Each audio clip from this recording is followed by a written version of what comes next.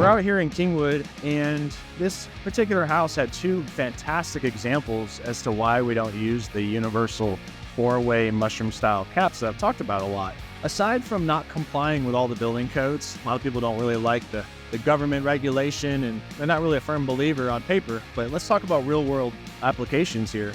This particular one was being used for a dryer vent, which according to building code is improper, but in the real world situation, we're not actually exhausting all that moisture, and we're not exhausting all that lint that makes it into the duct.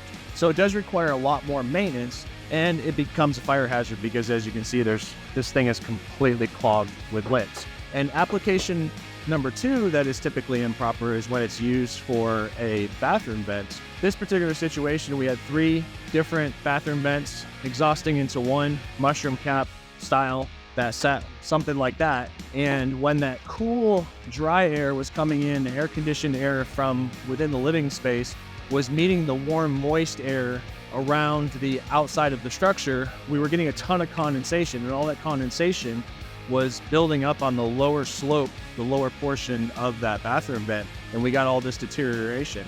This happens more than you actually want to recognize, but it happens quite a bit. Nearly every single house has some kind of situation related to this.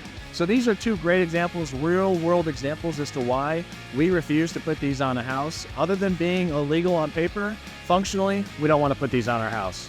AXL Roofing, 346-295-8567.